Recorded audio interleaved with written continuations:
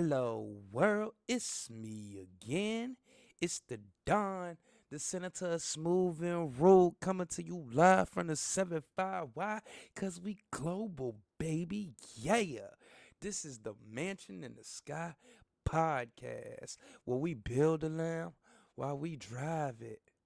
That's why we strive to become envious, which is unconquerable and influential in every single aspect of our lives.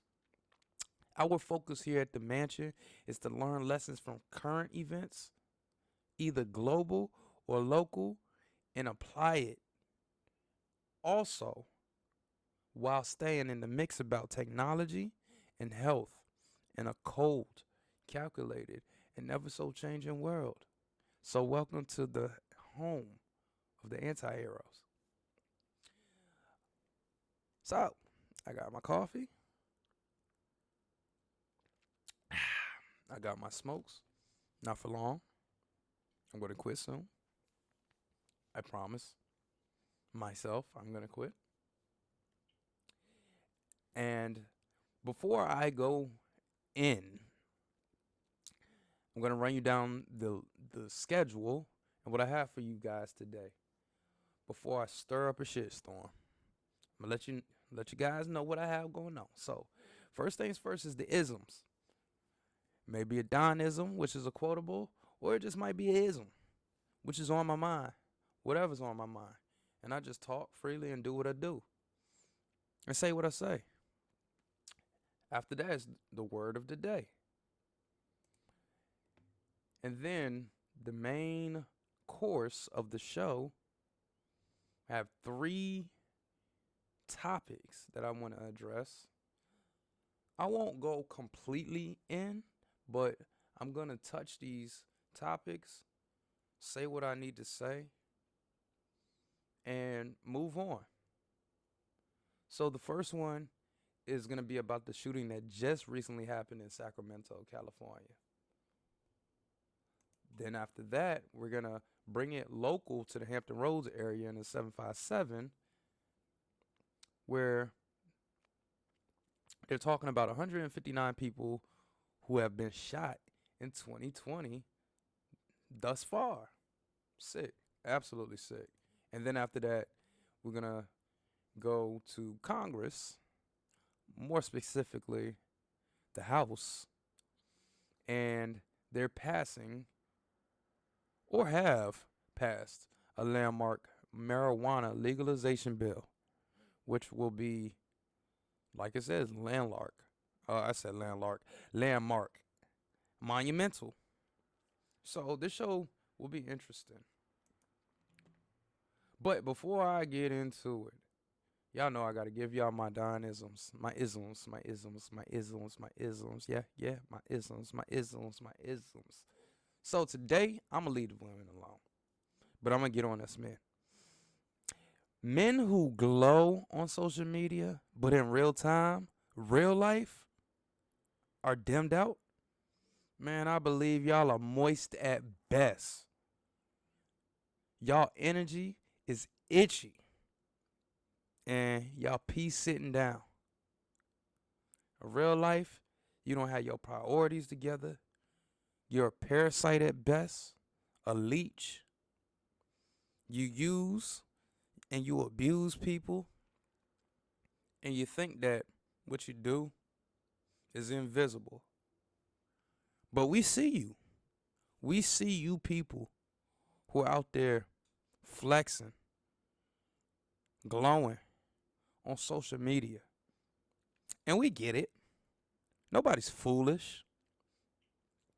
Nobody's dumb. Anybody with half a brain, knows that for the most part, we all get on social media to glow up. It's fun. It's exciting. It's enticing. When you get a lot of likes on a picture or a video, it makes you want to do it again.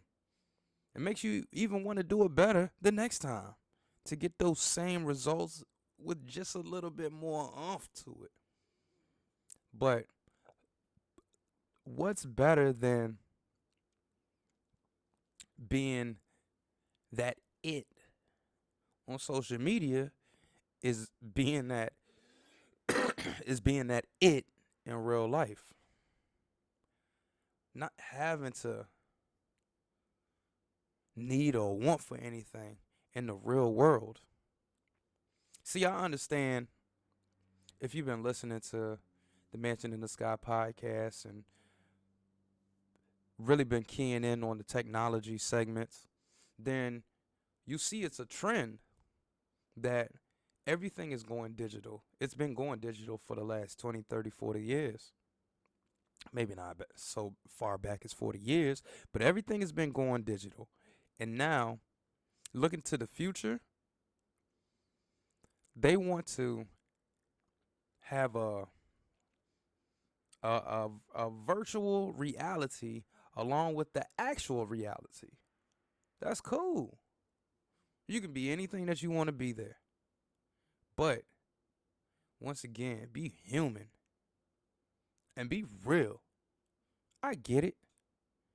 We need bums. We need men who are out here who ain't got their ish together, who pee sitting down, who are moist, who want to shine on social media for some likes. We need y'all. So is that more evident for the ones who actually got their ish together or are behind the scenes really trying to get their ish together? So while you out here and you begging and you constantly have to ask, I would suggest you put your head down, grind, get up out of people's faces, protect your reputation, and handle your business as a man. Can I say that 100% of the time I do what I'm supposed to do? I can't say that. Can I also sit up here and say that sometimes I don't go on Instabook, Facegram, Face Snap, and don't glow up? I do. But if you've been listening to my show, what is one of my slogans? We build the lamb while we drive it. I guarantee more of my audience probably has more wealth than I do, more riches than I do. I guarantee that some of my audience, if they don't have the money, they're probably being taken care of by someone who has more money than I do or more assets than I do. So that's why I say we are building a lamb while we drive it. We're learning. The ones who are at my level or below my level, we're building that lamb while we drive it. So while you out there and you flexing in the digital realm, don't forget about your real life. And I'm going to end the Don-ism by saying, when you come across these people who are bums, parasites, itchy energy, moist. Oh, did I forget to say pee sitting down? Tell their ass no. Can I get a ride? No. Can I get some money? No. Can I get some food? No. Because a lot of people like that, they've been doing this for years. See, very, very smart mentor of mine named Coach Corey Wayne. One of my favorite sayings of his is, you have to participate in your own rescue. And that's what I did. Everybody's not like me. Everybody doesn't want the real glow up. Life's hard. But you know what? Life don't have to be hard. And for us men, in the beginning, for the majority of us, yeah, I've had some successes in my life. But you know what? I've been down and out too. And you want to know what else? It was by choice. It was by choice. whether it be paralysis of analysis, whether it be lazy, whether it be hard headedness. It was my choice. And that's why when I was down and out, I was down and out. I don't have sympathy for people who don't try and don't put in work. I don't. So I challenge all of the envious ones. Y'all know who the envious ones. Y'all know that envious stands for, it's an adjective. It stands for unconquerable and influential. Envious ones are the ones who follow that belief system, that philosophy, to be unconquerable in everything that you do and to be influential in everything that you do.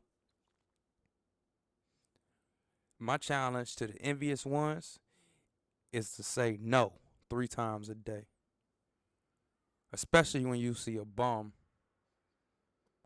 who's just looking for a free ride and they not putting in the work. Hey, nobody told you to have all them damn kids. You know, that may be one of the cases. Not speaking to anybody in particular, but nobody told you to sit on your ass and not do anything all day. Nobody told you to go sell that weed and get locked up, even though in the last topic of today, we're going to talk about how they're letting people out for prior offenses. But had it been 5 years ago, your butt be sitting up in the jail or you had to pay a fine. So, Donism today is say no to men who glow up on social media, but in real time, real life are dimmed out, because I believe they are moist at best, their energy is itchy, and they pee sitting down.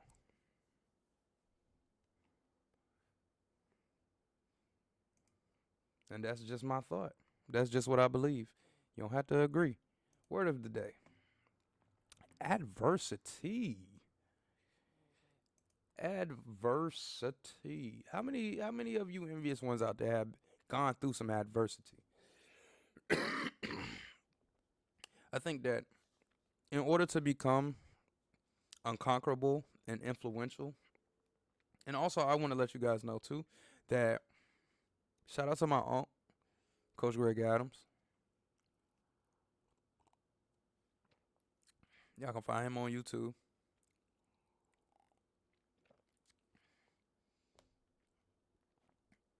Becoming envious is the free agent lifestyle.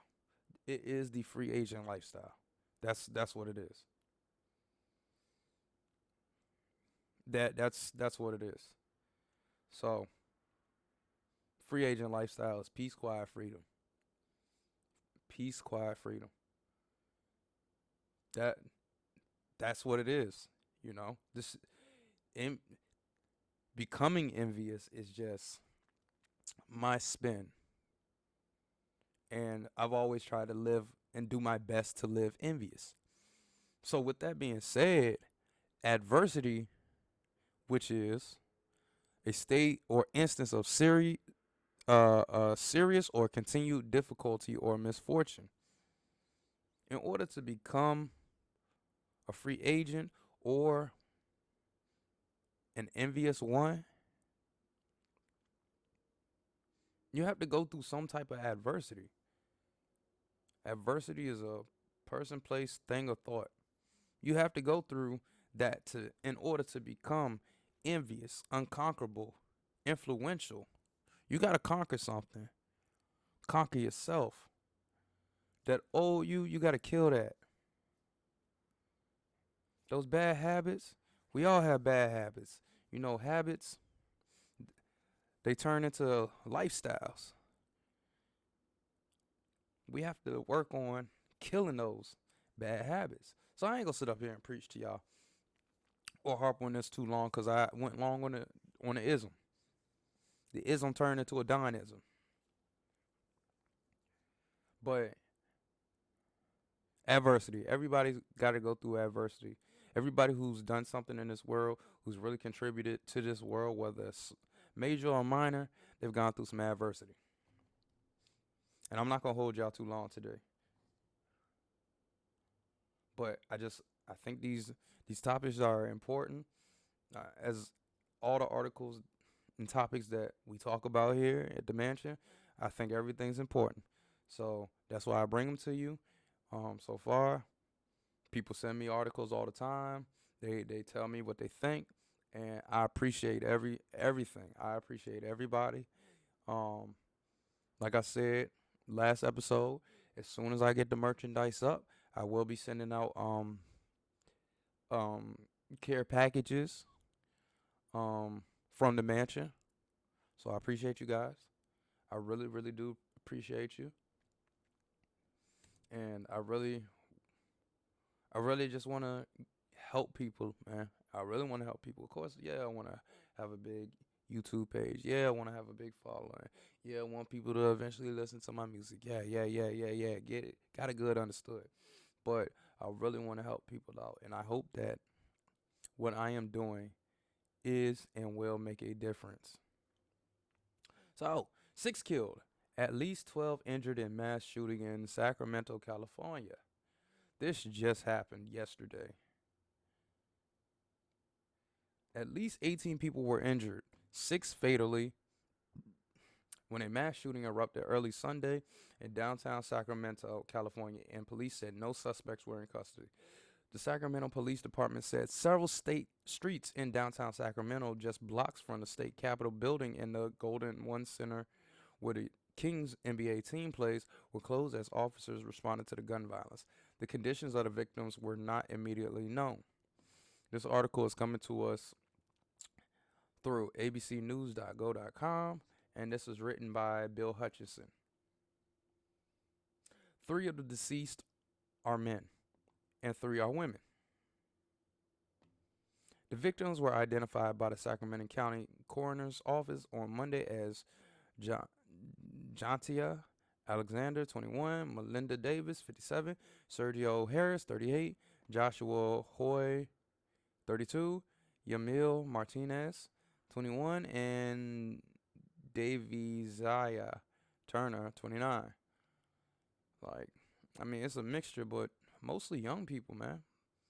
Mostly young people. It's sad. A fight took place just before the shootings, and there were multiple shooters. Lester said, adding that is not currently known whether the shooters were a part of the same party or were unknown to each other. Investigators were interviewing several witnesses and sifting through hundreds of pieces of evidence. The shootings came just several hours after one person was killed and 10 people were injured when gunfire erupted at an outdoor concert in Dallas, Texas. Wow, sick. And we're gonna look up that one too real quick. The Sacramento shooting broke out about 2 a.m. near the corner of 10th and K Street in a popular nightlife area. Lester said police officers were in the area and heard the gunshots. We had a large crowd in the area. We don't know if it was part of a club or an event. She said officers immediately responded and began providing medical aid to victims. So this is a graph right here that's coming to us via Gun Violence Archive. The source is right here. We can probably let that. I'm not gonna go to the website, but this is just telling us what's up over the past week, man. And this is probably in the country. I'm not really sure. I'm not about to read into that. All right. In a statement Sunday afternoon, police said 6 people were fatally shot and another 12 were injured and taken to hospitals. Lester asked for the public's help in identifying the suspect or suspects involved in the shooting, saying no one was in custody. See? Pamela Harris of Sacramento told ABC News that her son, Sergio Harris, a married father of 2 daughters, was among those killed. She said she went to the scene of the shooting at about 2:30 a.m. after getting a call from someone who is not in law enforcement, informing her that her 38-year-old son was among those killed. My son was a very Do I have it? No, damn. I don't know how to say that, young man. Fun to be around, like to party, have fun, smiling all the time. Didn't bother people. For this to happen, it's crazy. I'm just to the point right now, I don't know what to do. I don't even think this is real. I feel like it's a dream. President Joe Biden released a statement Sunday night condemning the shootings and calling on Congress to pass measures to combat gun violence. Bruh, all I know is y'all better not take them guns. That's what I know. Y'all better not take them guns. Today, America once again mourns for another community devastated by gun violence. Families forever changed. Survivors left to heal wounds, both visible and invisible. Ban ghost guns. Require background checks for all gun sales. Ban assault weapons and high capacity magazines. Repeal gun manufacturers' immunity from liability. Biden's statement continued. Pass my budget proposal, which would give cities more of the funding they need to fund the police and fund the crime prevention and intervention strategies that can make our city safe. Ghost guns, I believe, are the guns that you buy parts for. You buy them in parts and put them together.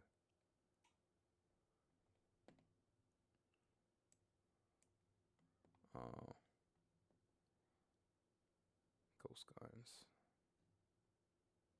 I believe that's that. What are ghost guns? Yup. Ghost guns. Unregulated firearms that anyone can buy and build without a background check. Yep. Designed to avoid all gun laws, untraceable and unserialized. Available. Yep. Ghost guns.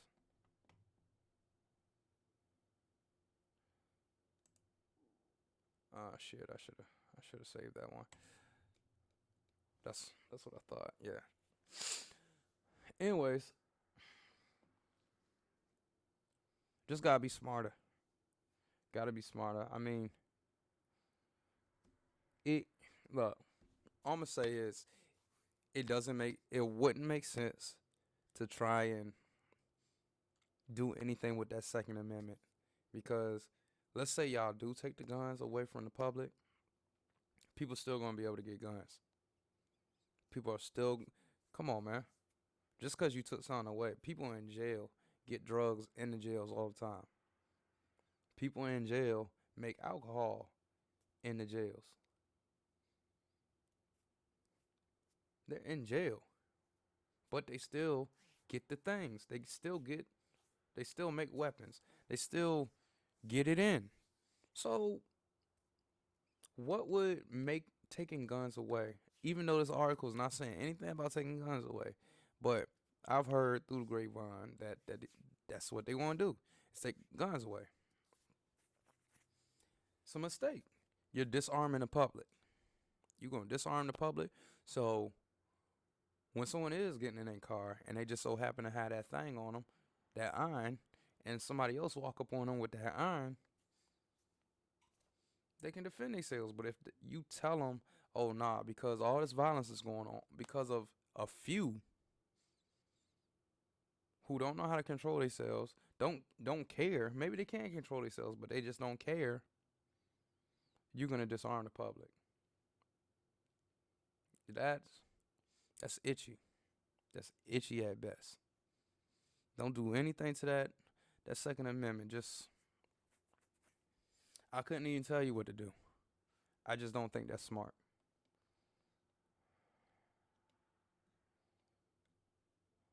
So it was just horrific. Just as soon as I walked up and saw a chaotic scene, police all over the place, victims with blood all over their bodies, folks screaming, people going, "Where's my brother?" Mothers crying to try to identify who their child was. Please avoid the area as a law. Yeah. I mean, it's just a age old. It's just age old, man. It doesn't even tell you what happened in this article, but I'm willing to believe somebody got to arguing, pulled out that thing, that iron, and started busting. It's just like, old school cats always talk about it, man. Like, young people so quick to start busting that iron, but at the same time, it could have been a robbery. So we'll wait for the update on that. Now that I'm talking about it, I'm sure it's gonna pop up in my algorithm. I have the article saved, but I mean, it just goes into this right here. 11 shot, one fatally at concert in Dallas. Like, yeah, at least 3 juveniles were among those injured in the shooting. Come on, man. This happened on the 3rd. Um, One died from the shooting. Like I said before, this happened hours before the Sacramento shooting. They still have no suspect for this.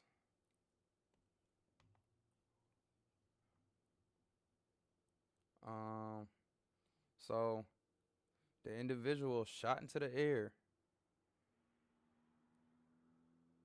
and then someone else. So it was two of them. So it was two of them. One shot in the air, then the other one shot into the crowd, and they killed one person whose name was Keelan Gilmore. Shot in the head. Come on, man. Dead on the scene. 11. Yeah, we already said that. This happened around 12:13 a.m. at a venue in South Dallas at a trail ride concert. So it's not saying whether this was a black or a white event or a mixed event. Okay, so the shooting occurred at the concert that was supposed to be headlined by Boogie, a rapper from Memphis, Tennessee. A notice posted on the entertainer's Instagram page said the shooting occurred before Boogie arrived at the venue. A flyer for the outdoor show said the gates were to open at noon on Saturday and that horses and ATVs were welcome. Children aged 10 and under were to be admitted for free. That's nice. Um,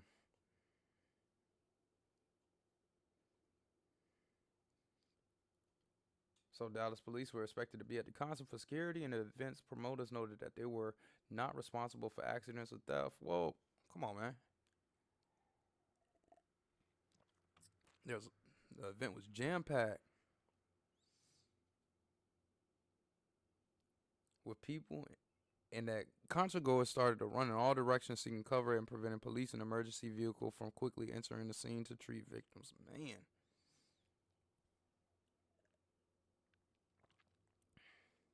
Police said the investigation is ongoing, and there's a $5,000 reward out for whoever did this. I mean, hey, just horse-ish, straight horse-ish. Do better, man. Gotta do better. So I may follow up with this one too, cause it's just sick, man. Two people, one fired up in the air, bah. The other one shot into the crowd, shot one guy in the head, and they was probably just letting off, probably trying to probably put a hit out on somebody. It just, man, you gotta have direction in this life, man. You gotta know what you want to do, man. And once I figured out what I wanted to do, I just went all in, man. I'm staying out the way, and I understand things happen, like accidents do happen. But if you can prevent it, prevent it. Like, I really don't go to the club no more. I mean, when I go out of town, I will go to a club, but I really don't go to the clubs no more. It's just no reason. I don't really get anything out of going to the club. Like, I like to dance. I like to have a good time. Like I really do like to have a good time. You know, just cause when you see me, when you hear me on social media, I'm spitting knowledge, facts, statistics, maybe something that's a little dark, like these articles right here, the technology thing, that can be a deep hole right there, a dark rabbit hole, but that interests me. But I like to have a good time. I do. I like to have a good time. Life too short, man. It's way too short. It's way too short to get caught up on some ish. So that's part of the reason why I don't go to the clubs anymore. It's too easy to get caught up. I don't really do a whole lot of house parties, random house parties like how I used to do when I was younger. I mean, even when I was younger, the old heads who were in the streets told us that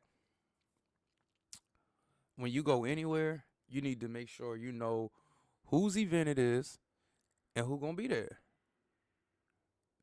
And if the person whose event it is someone where a lot of that bad juju is following them, then you need not go.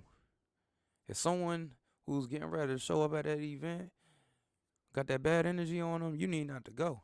Cause something might happen to you.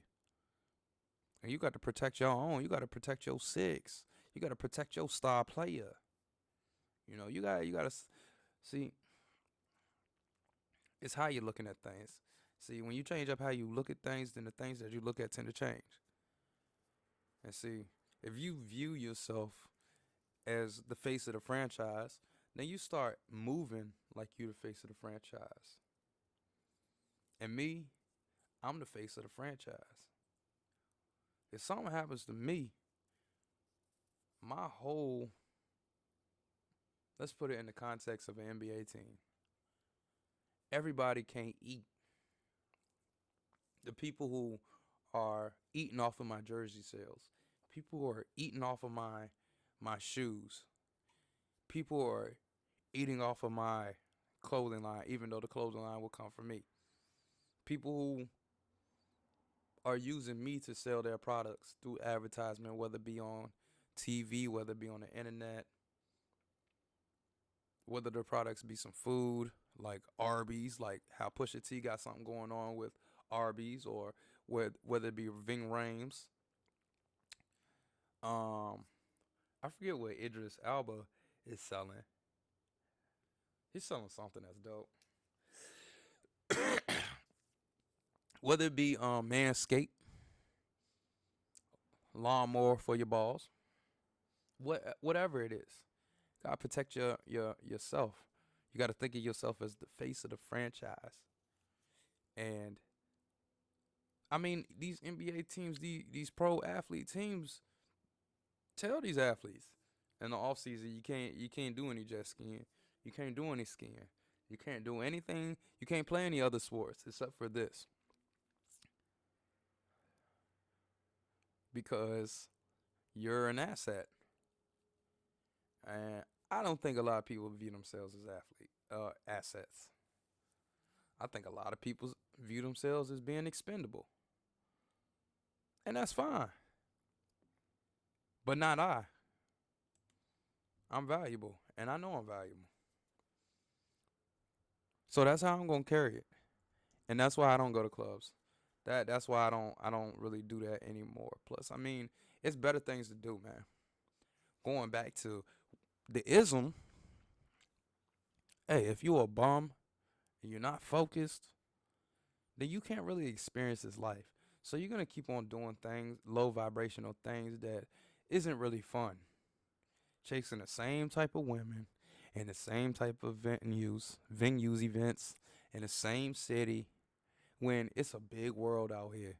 And it was meant to be traveled. Crazy part is this whole planet hasn't even been explored. Down below the depths of the ocean, parts that we haven't even touched because of the pressure down there. There are fish, there are creatures down there that we haven't even seen, met, discovered, had a drink with, smoked a cigarette with,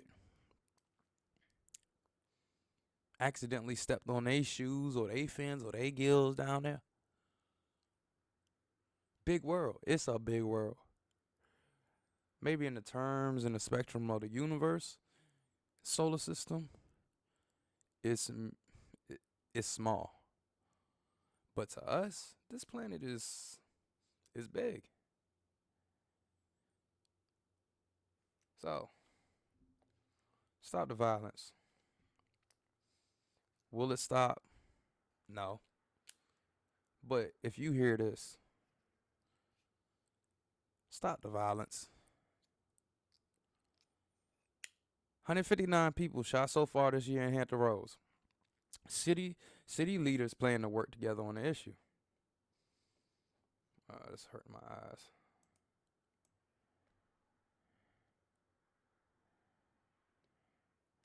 All right, mayors along with city and county managers from across Hampton Roads met Friday afternoon in Chesapeake. Chesapeake in an effort to reduce gun violence. According to Gun Violence Archives,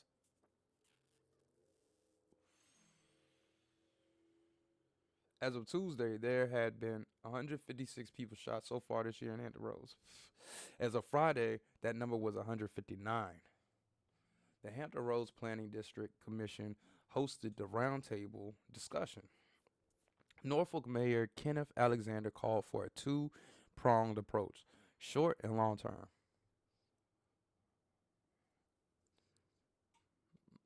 Open that up a little bit.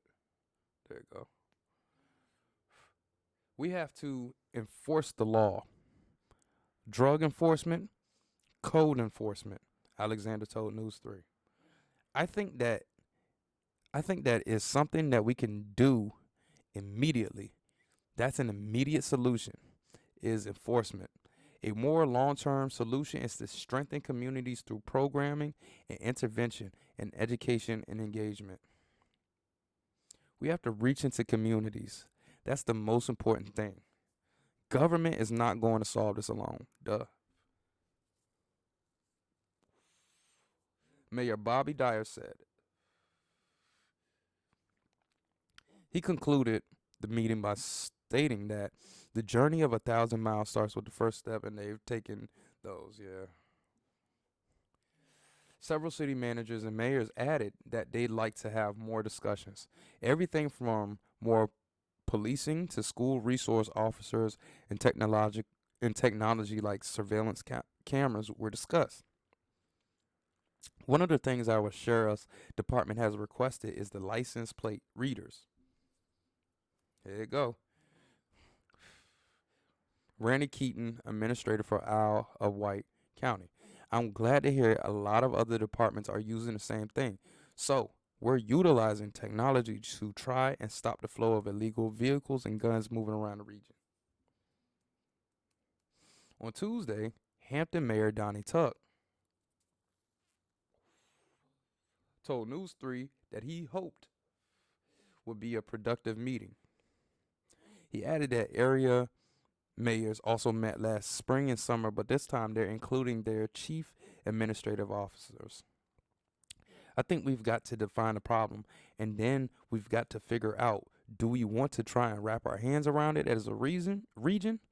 Do we want to go our own separate ways? He said. Are there best practices? And if there are best practices, can we share those? Let's look at what's working in cities and what's working outside of our region, and then try and incorporate those if they work for us. Robert Crum Jr., Executive Director of the Hampton Roads Planning District Commission, posed the following questions to city leaders ahead of the meeting. What strategies are under discussion to address violence in your locality? Do you believe there are regional opportunities to address this issue, or will most strategies be addressed at the local level? What partners should be included in future deliberations on this topic? One comic said, invest into community centers, after hour programs, and outreach programs, rehabilitation for people who want to make their life better, programs for jobless, etc., etc. I think he has a valid point. I think at the end of the day, it comes back down to money. Money. And I believe some people are just evil. I mean, look, just the home of the anti-heroes. So I'm not trying to do any shuffling here. I'm not trying to do any shuffling here.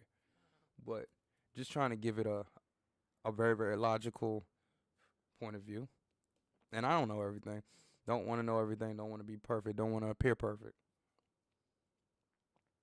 I'm perfectly imperfect. But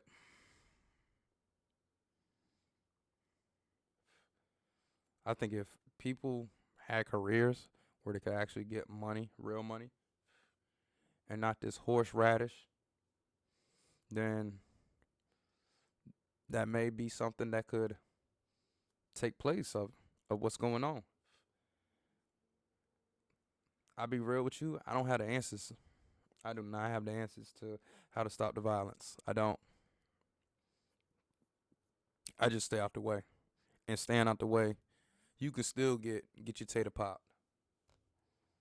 And that's just real. So I don't have the answers to that. But I hope that this this meeting and all meetings to come from this point on all come from a good place, operate out of a good place, and they actually bring about some solutions. Because that could be one of my family members, that could be one of your kids, that could be one of your loved ones who are minding their business, handling their business, and then something happens to them. Just because somebody wants something that they have and they're not willing to work for it. Bums. Peace sitting down. It it's a crazy time to live in, man.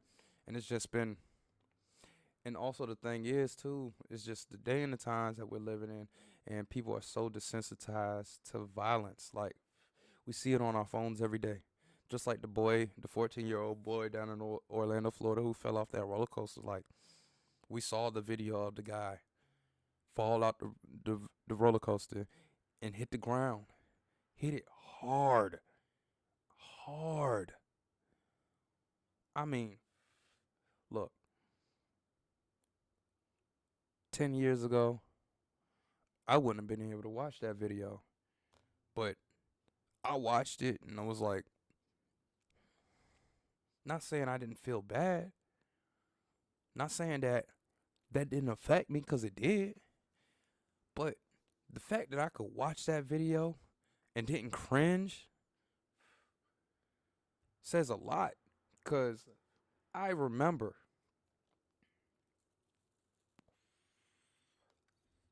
I was just looking at one of my old friends Facebook who I grew up with.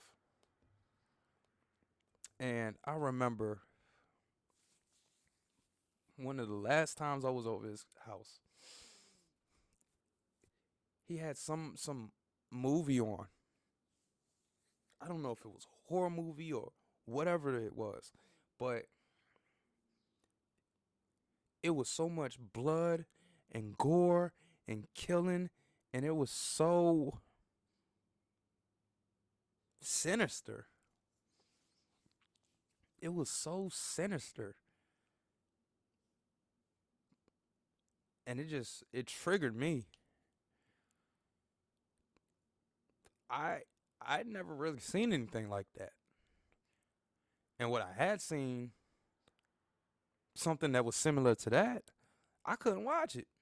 So as I'm watching it, I get to the point where I'm like, hey, you gotta turn this off, man. I can't keep watching this. Cause I mean, sometimes when you have people over, you might put on a movie just in the background, just for ambience and whatever. And I just couldn't take any more of it. I'm like, man, I turn this off. I can't do any more of this. I'm not about to sit here and force myself to watch all this killing and this this mutilation. It was just crazy. And that's the time. You know what? I need to do an article. I need to do a topic or a show on desensitization and how we got to this point.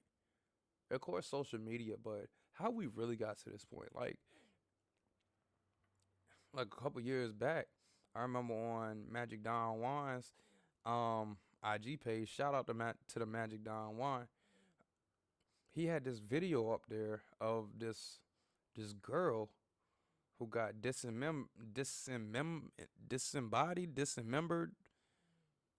I don't know if I'm using the word correctly, but it was somewhere in the sticks, like not in the U.S., somewhere in a forest somewhere, and she was sitting on like a tree stump. I think she had her hands tied behind her back, and they end up cutting her head off. Just yap yap yap yap. Was hacking with a machete, just hacking yap yap yap yap. Stabbed her in the stomach. Stabbed her in the stomach. Then went back to hacking on the head. Yap yap yap yap. Chopped her head off. Picked her head up. Showed it to the camera. Put it down. Started hacking on the body some more. I think they cut the arms off too. And I watched the video a couple times in disbelief, like, wow, this is where we are. Things about to get crazy out here. I mean, things are already crazy, but it's about to get even crazier. And I sat and I watched that. I couldn't watch that 10 years ago. So let's do better. Can't save everybody, but if you're watching this, let's make an effort to do better. It's too many people in this world to keep track of, but you can keep track of yourself. So if you're watching this video, that means that you're already doing better. But do better. Live the life that you're supposed to be living. All right. This topic, I'm not gonna go through every single one of these tabs. I'm not gonna do that. I'll read all the way through this one, and then I'll tap each one of these tabs, and then I'll end it out. Like I said, I don't want to keep y'all too long. House passes landmark marijuana legalization bill. Plus, I need to eat something. I haven't eaten all day. But I wanted to give y'all what y'all deserved and what y'all need. And I appreciate everybody that watches, that gets something from this, that's building a Lamborghini as we drive it, or they Tesla, or they Porsche, or whatever it is that you want to drive. We building it or even a plane. We building it while we fly it. Shout out to Kevin Samuels, because he said that and I put my own spin to it. We build the Lamb while we drive it.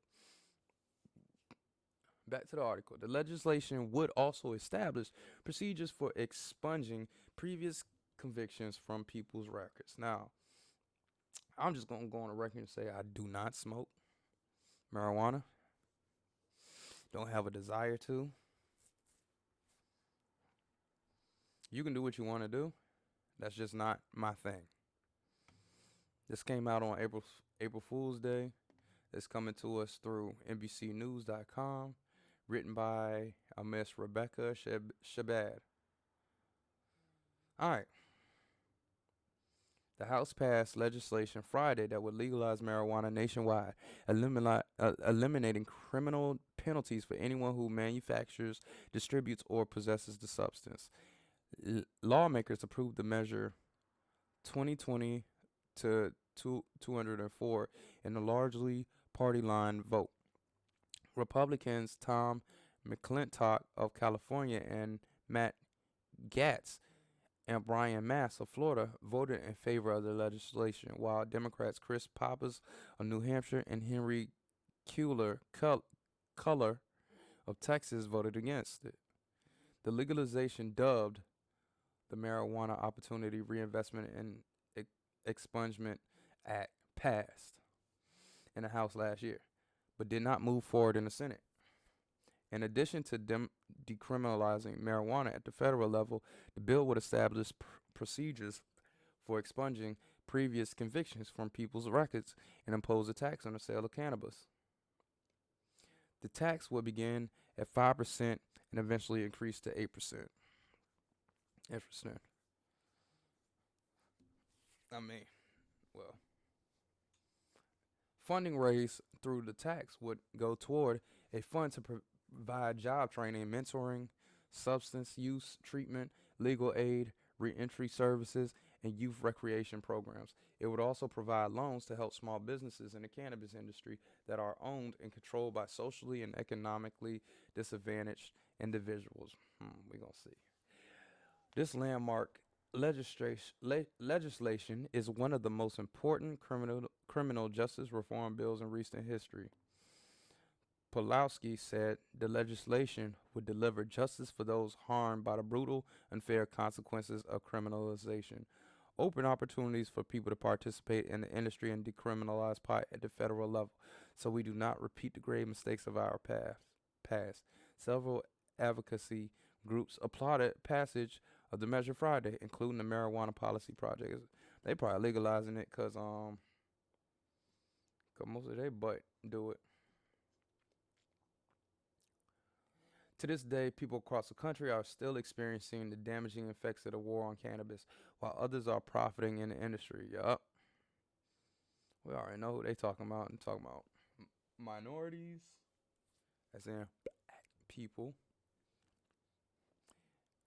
and then the ones who are benefiting off of it, as in rich black people, and then the whites who have everything together. They have their businesses, all of that. They got in. They had the money to buy everything that they needed. I didn't do research on exactly what you need to do to be able to be an authorized dealer, but it's a lot and it takes a lot of money. So, following today's action in the House, it is now time for the U.S. Senate to follow suit and take up the MORE Act. Morgan Fox, the political director of the National Organization for the Reform of Marijuana Laws, said the time has come for federal lawmakers to put aside partisan differences and recognize that state-level legalization policies are publicly popular, successful, and are in the best interests of our country. 37 states and Washington, D.C. have enacted laws legalizing medical marijuana, with 18 states and D.C. legalizing marijuana for recreational purposes, according to the National Conference of State Legislation. California became the first state to legalize medical marijuana in '96. Pelosi highlighted the changes made at the state level over the last few decades. She said, "Now it is time for the federal government to follow suit."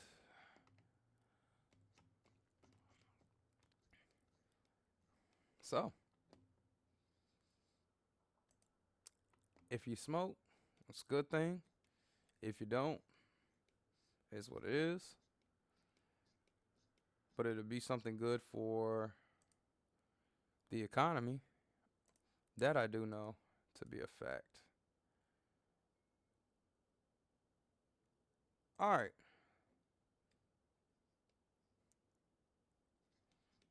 Let's see.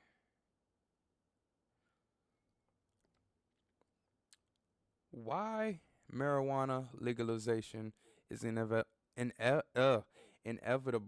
America. And once again, this is a late night, early morning stream, and it looks like I'm probably gonna keep you longer than I want. Why is the government legalizing weed in America? Why are they doing it?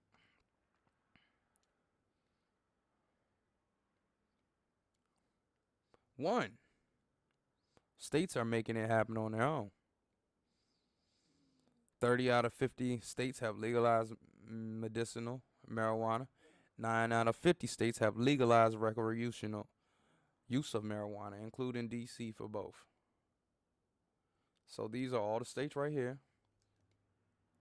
that have actually already legalized it.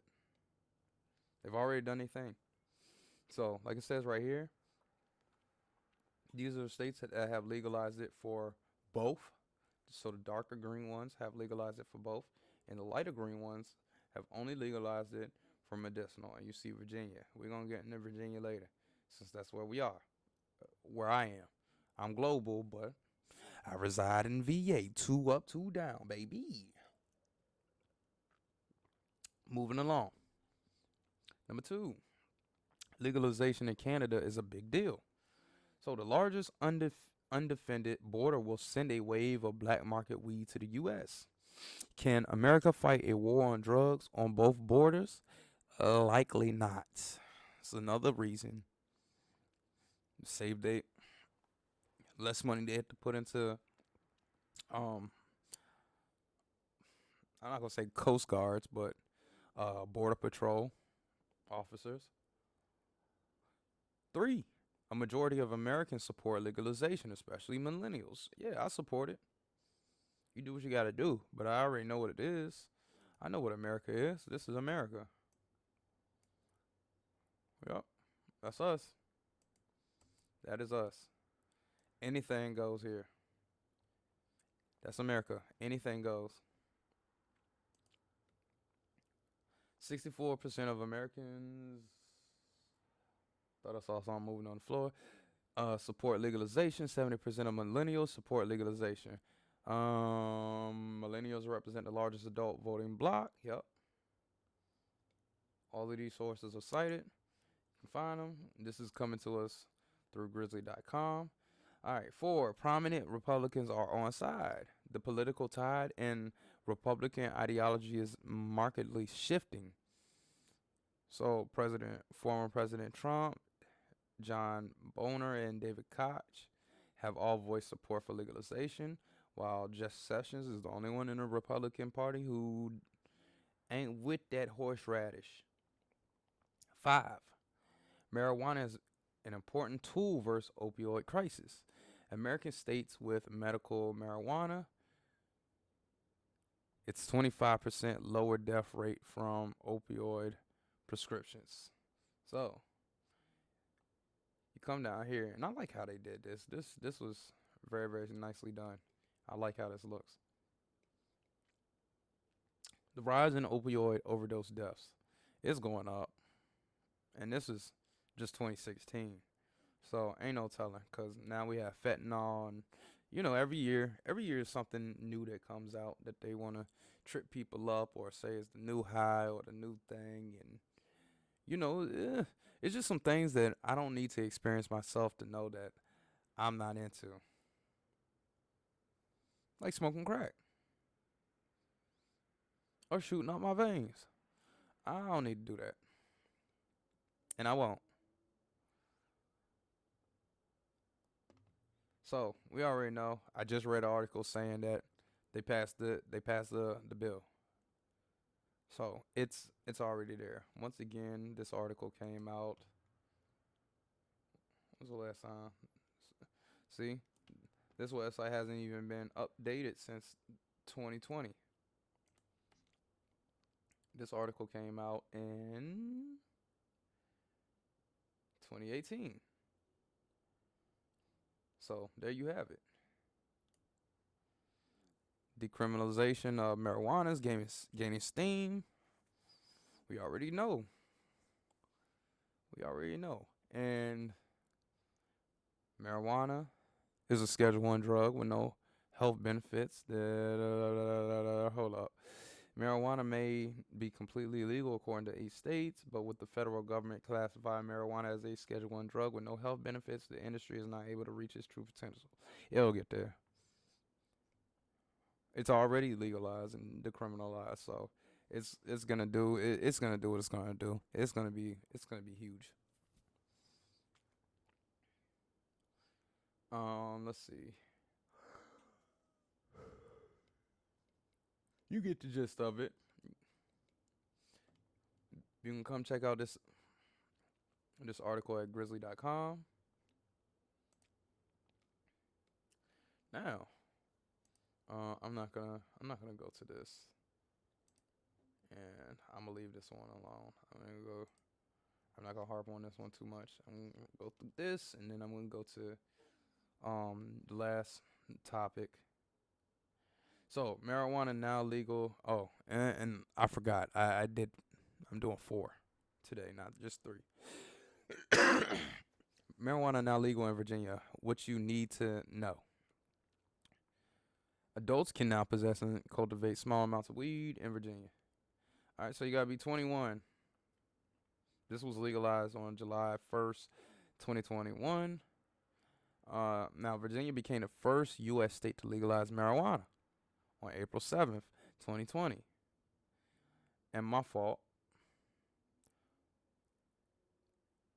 Adults age 21 and older can possess and cultivate small amounts of drugs or weed starting July 1st. So, Northam celebrated the legalization process as Democrats said the bill was urgently needed to end desperate treatment of people of color under current marijuana laws. Since when did they give a damn about people of color? Is this a voting year? I just want to know. Oh, excuse me. I'm sorry. Excuse me. Black Virginians are still 4 times more likely than whites to face a court summons for possession of marijuana, according to court records analyzed by Virginia public media. Y'all know what that is, man. Come on now. Why? Why are we even talking about this? Like, it's just. What's a good analogy for this? Black Virginians are still 4 more times, or are still 4 times more likely than whites to face a court summons for possession of marijuana, according to court records analyzed by Virginia public media. What's a good analogy that I could think of for this?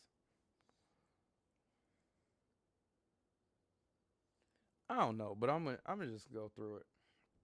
Cannabis companies such as uh, Just High and Manassas are at the center of legal growing and dispensing operations in the Commonwealth.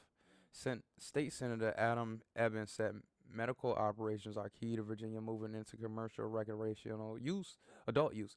It's a huge illicit market. And what we are looking to do is create a safe alternative to that. How much can you possess? Adults may legally possess no more than 1 ounce, which is 28.3 grams, of cannabis without the intent to distribute. People who possess more than 1 pound of marijuana can face up to 10 years in prison. Good God. Can you use marijuana publicly? Public use of the drug will be prohibited. Do we really want to look at the timeline of marijuana legalization into the boo? How much cannabis can you cultivate? Adults can cultivate up to 4 plants, and cultivate is just basically growing, making. Adults can cultivate up to 4 plants for personal use per household. Plants should be kept away from public view, and each one should have a legible tag that include the person's name and driver's license or identification number. What does the law say about sharing marijuana? Adults sharing marijuana or marijuana products that do not exceed 1 ounce will not face civil or criminal penalties. However, the law states that adults cannot gift marijuana in conjunction with the sale of goods or services. States where marijuana is legal. So this is a even better, more accurate map than what I just showed you on the last one. You see how this last one didn't even have Virginia up here? But now it has VA up here, and see, legal for medical use, legal, illegal, illegal, illegal, still legal in Texas, illegal, illegal, Nebraska, Wyoming, Montana. You know what I mean? How about transporting marijuana? Marijuana or marijuana products cannot be imported, shipped, transported, or brought into Virginia. So that's interesting. That's very, very interesting. And when will retail sale begin? It'll be years before that happens, but it says that they're looking like they do have a complex plan on doing it. I looked that up. But I'm not gonna go into that today. I may just talk about it in another episode and expand on it because it's interesting. Like this, they have it all laid out. Like I have it all right here. It's all laid out. Like they did their work. They did their diligence on this. But I'm sitting up here. I'm yawning in the mic, and I don't want to disrespect you guys, cause I really do have a soft spot for everybody that really pays attention to this show and to myself. Cause I mean it was a time when nobody was paying attention, and now people are paying attention, and I don't want to disrespect you guys like that. So I do want to elaborate on this subject more, but I just wanted to bring a little light to that because I saw that news and I thought it was something that people may or may not want to know about. I don't smoke, like I said. That's just not my thing. You know, I like to be able to go into jobs and piss clean and do what I need to do. But I seen somewhere also through a little bit of research that employers are getting ready to do away with that test as well, because I mean that's extra money that they have to spend to get you tested. So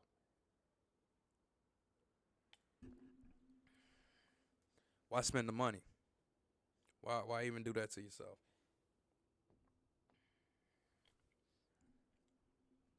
Why even do it to yourself? All right, last subject for this episode. Two top truth social execs resign from the company. Their departure comes after the app's disastrous launch. This came out yesterday. All right. Two executives building former President Donald Trump's alternative social networking platform, Truth Social, have left the company. This article is coming to us through TheVerge.com. Chief Technology Officer Josh Adams and Head of Product Development Billy Boozer both resigned from their roles less than a year after joining Trump's social media venture. Their departure come following the Truth Social app's disastrous debut on February 20th, a launch plagued by technical glitches and a 13-hour outage. Ooh, itchy. More than a month after launch, the service has shown little improvement. New users are still being put on an ever expanding million person or more waitlist to join the app. Trump has only ever posted to the network once. Yeah, that's so Donald Trump. That'd probably be something I'd do too.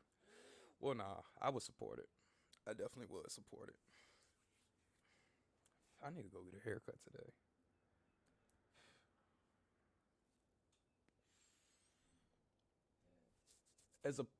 As a publication, it's unclear whether True Social has found replacements for the resigning executives or if they're working at the company in different roles. Adams, Boozer, and the Trump Media and Technology Company Group did not immediately respond to requests for comment. Trump touted his own social network app shortly after he was banned from Twitter in January 2020 as a result of the January 6 riots at the U.S. Capitol. First, Trump launched a blog on his campaign website styled to look like a Twitter feed. He was later courted by other alternative social platforms like Parler and Getter to join their companies exclusively. Trump declined those offers, and TMTG joined the parent company, Rumble, a free speech YouTube alternative, Rumble, through the company's SPAC. At, at launch, Truth skyrocketed into the top downloaded app on Apple's App Store for social networking, but only a few weeks later, the censorship free Twitter clone was slipped into the 28th most popular spot despite all of the hype around the app from the Trump wing of the Republican Party.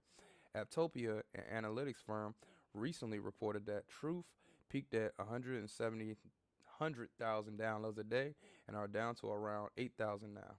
In February, Devin Nunes, former House member and head of TMTG, told Fox News that Truth Social would not be fully operational until the end of March. The company has yet to make any announcements regarding its official launch and Google Play Store apps as of the first week of April. So that is the technology segment right there.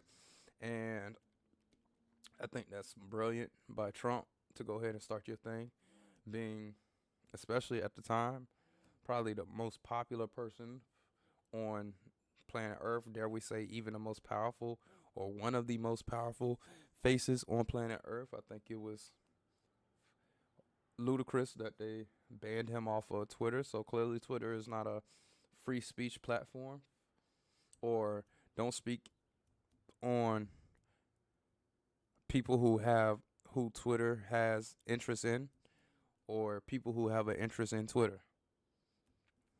Don't speak on them. And I mean that's just what a lot of things. Don't speak on people who have interest in people, especially if they're financial backers or whatever the case may be, because they may ban you. So, like they always say, you know, you can get only but so big, and you can only talk about certain groups of people. In this country, you can say whatever the hell you want to say about black people, especially if you're white. And I ain't no Detroit Red. I'm just copper rich, but it is what it is. So I'm gonna download the app and I'm gonna see what it's looking like and what it's talking about. Matter of fact,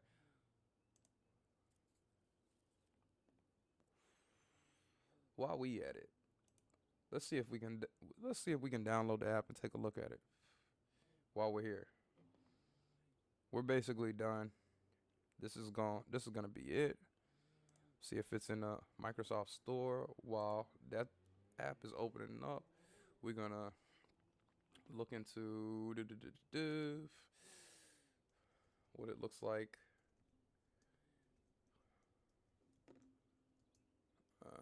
I don't know what happened. It just stopped. So I'm not really sure where it stopped. So I'm gonna finish my statement and then I'm gonna get up out of here. I'm pretty sure it didn't stop too far into what I was saying. But long story short, I asked for understanding of women. Throughout the years, I had my little heart broken, and I think through my understanding, I actually love women a whole lot more. And I know it seems like, oh, he hate women. He don't like women. Oh, he might be gay. Nah, it's the contrary. No, I love women. But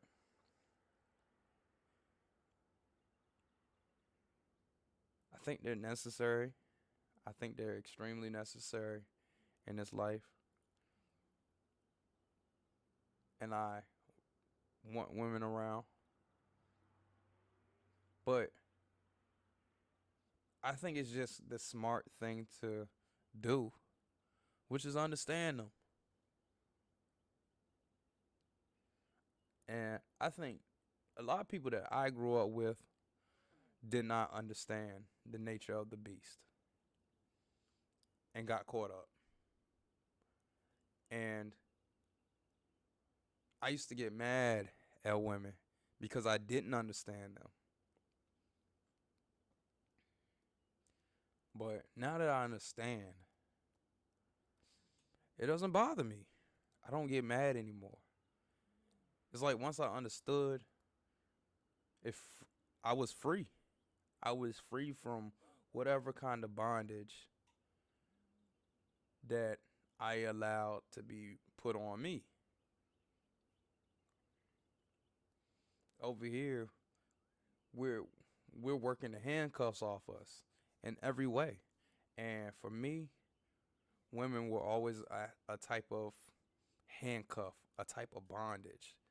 But now that I'm free, now that I understand the nature of the beast, I really love them more. I really love women more. But I just deal with them in a different way. Like, man, it's dudes out here that I really admire, I really have respect for, but when it comes to how they deal with women, my advice to them would be you need to take a break from women and understand what you're dealing with, because I can tell they just ain't really feeling you. And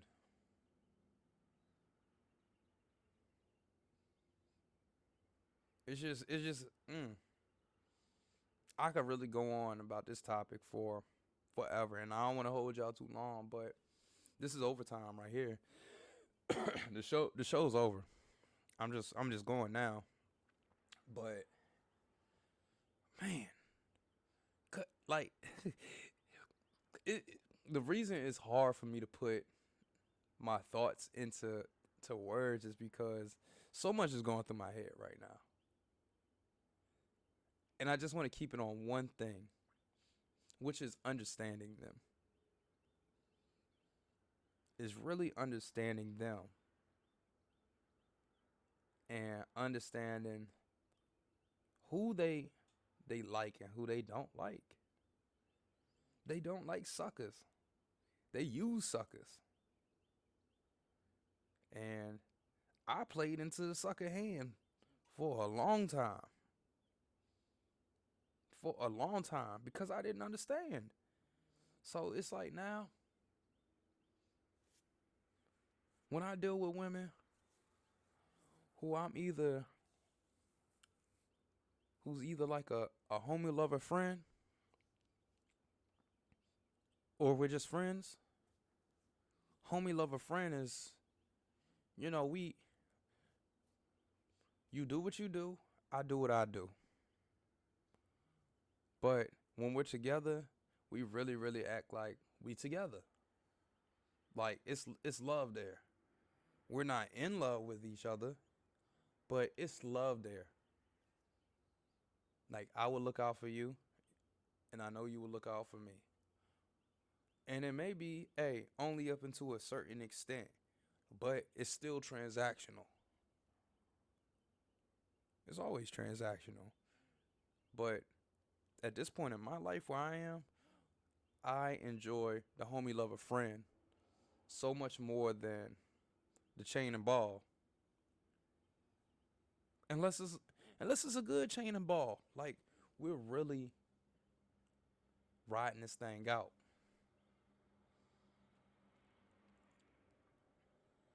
And I've had a couple that I was riding with, who was riding with me, and just different timelines.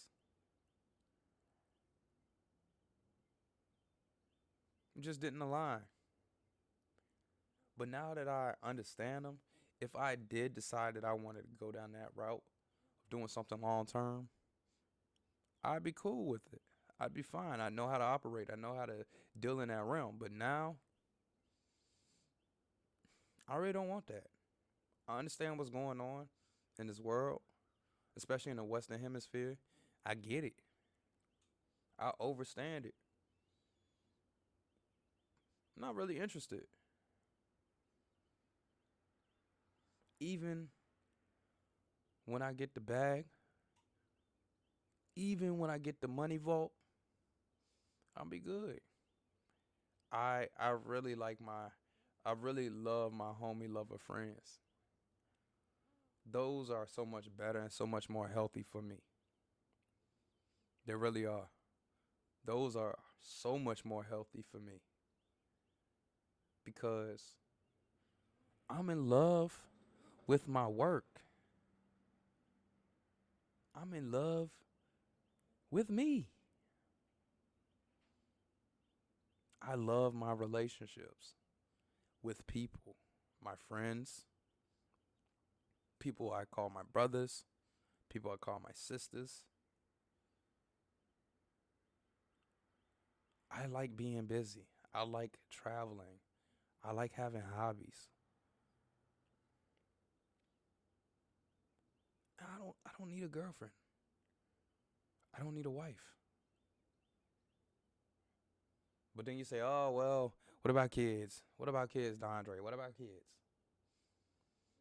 Let's be real. I grew up a single kid, single child. I didn't see mother and daddy love. But you know what's crazy? I understand love. I believe I understand love. I believe if I had a daughter, I could show her unconditional love. I believe I could teach her unconditional love. I believe I could teach a woman how to love. But that's not what I want. I don't want to raise anybody. Not long term. I'll take a short term love. I'll take a short term tutor session or tutoring session.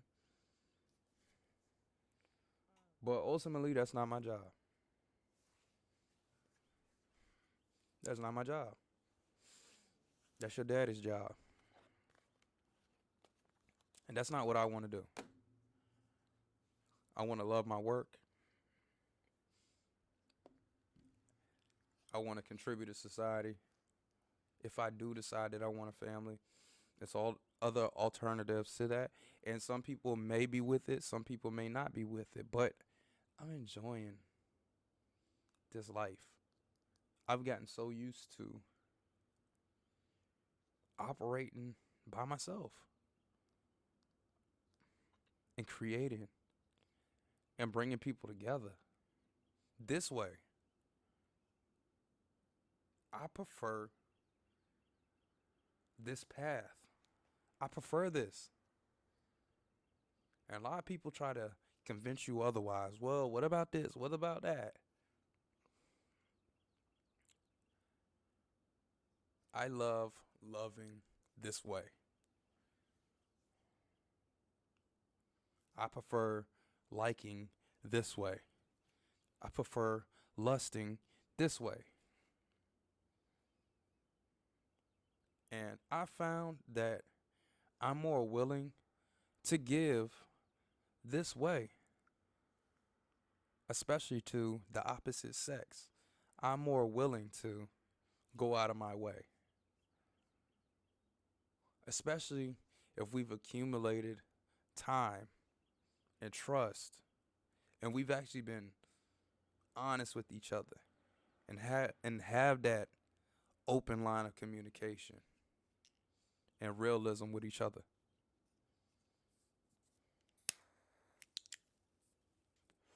I prefer this. And let's be real. We live in a society that's not monogamous.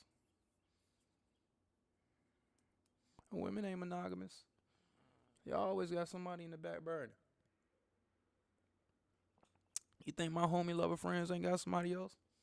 They always talking about somebody. Well, Chocolate don't be talking about nobody else, but I know she got somebody else. But Joe, I know Joe got somebody. And the other ones that I be talking to, I know. I know. They're cute as shit. My homie lover friends cute. They're cute as fuck.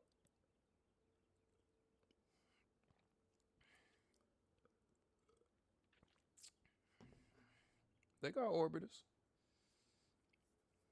I got mine.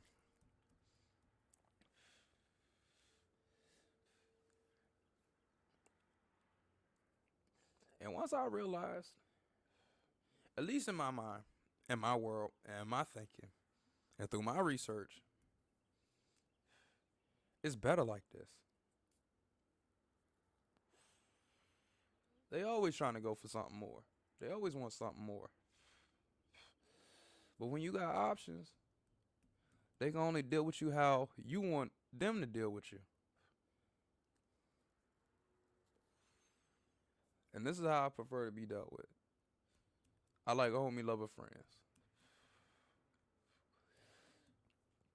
I don't think living with women is something that I see in my future because I love my work and I love my space. Just like somebody had offered to me, hey, well, I know you live where you live and but I know someone who may be at the end of the month looking for a roommate. No, I'm good. I don't want any more random roommates. I'm good off of that. We're not doing that. Especially after the last two roommates that I had a 3-bedroom in downtown Norfolk. And it was an absolute shit storm. Absolute shit storm. Absolute. Just raining diarrhea everywhere. I'm good. I don't need that in my life. I don't need that. I'm good. Just make more money. Yeah, I understand. You need a community. You need a network. You are your network. Network, net worth. But I'm not doing that. I'm not doing that. I would rather live with. Nah, I ain't gonna tell no lies up here.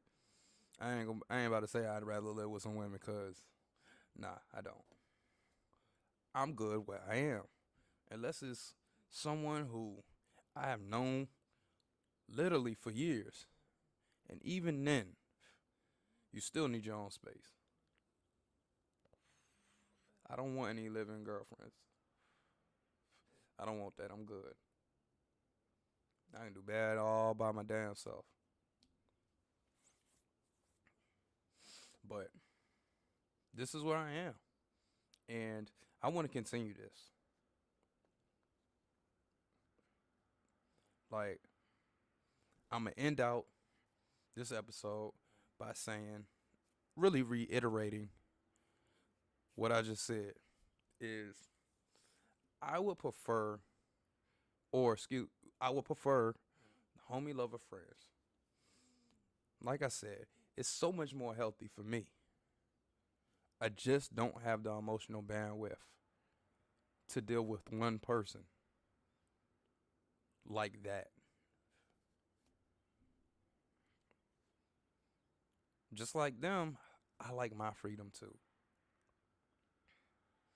And not even my freedom to rearrange different guts so much. But my freedom to love what I want to love. And what I want to love is my work. What I want to love is doing this at 6, almost 7 in the morning. My freedom to love is being able to stay up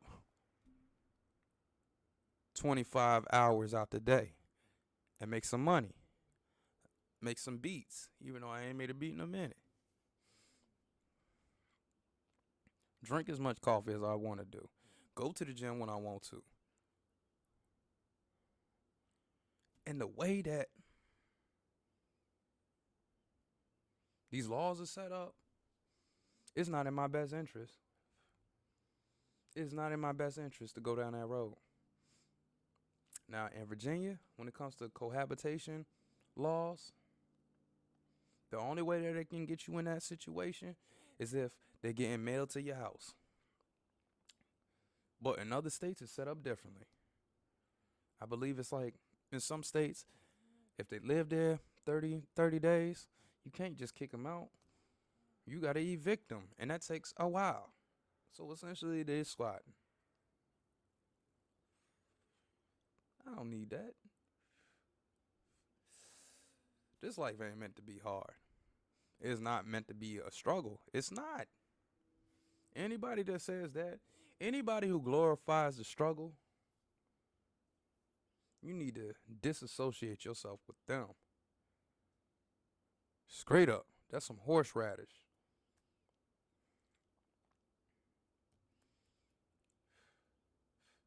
But I prefer to deal with the opposite sex as homie lover friends. It works better like that.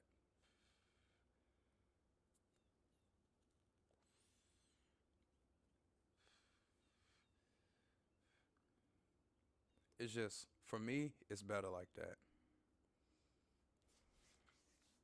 So the show in review. Word of the day was adversity. In order to be in order to be envious, you have to go through you have to conquer adversity. That's what it is. First topic, prayers go out to the families in Sacramento. We're wishing y'all the best. I couldn't even imagine. I really couldn't imagine. Nothing like that's ever happened to me. I pray nothing like that ever happens to me. And I hope that y'all come to a speedy resolve and y'all gain closure. The family and the families in Dallas, same thing as well. I don't want to sit up here and I don't want y'all to feel like this is fake love, but what can we do? Except do our part and make sure that we don't do this to somebody else. But we can't remove those gun laws. We cannot do that. That's a mistake.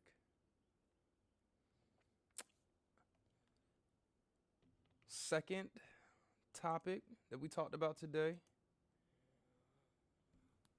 was elaborating more on really the issue with the Second Amendment, which was saying that 159 people were shot in the 757 this year already in March. We gotta stop the violence. We have to stop the violence. But officials, if y'all watch this, if y'all catch a clip of this, if somebody clips it and puts this out there, you know how they do talking heads. I'm literally just a head in a mic with a black background for right now. But y'all cannot change the Second Amendment. Do not take the Second Amendment from the people. Do not take the Second Amendment from the people. Especially in Virginia. Do not do that. That's a mistake. And then we transition to the House passing another marijuana legalization bill. So, smoke up. I don't smoke, but do your thing. Should have been passed a long time ago. But at the same time, we're living in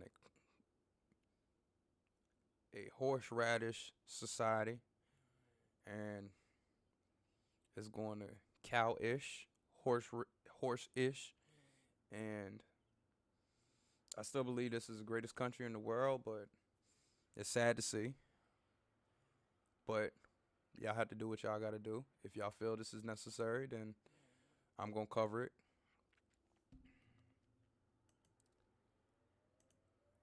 And then we slid over to former POTUS, Trump. So we're going to keep you guys updated on what's going on with his Truth Social app. Two of his executives who were developing and handling his application, they resigned. Probably because They lost faith in the project. That's on them. I mean, from the pictures, it looks good. I don't have an iPhone, so I couldn't download the app or check it out and see what it's really like. I didn't go on YouTube to check it out or anything like that, but it looks good. It should be out and operating this month or this week. Yeah, this month. So I'm excited for that. So let's see what goes on with that, and that may be an app that's the future. So I'm excited for that. And we're living in Sodom and Gomorrah.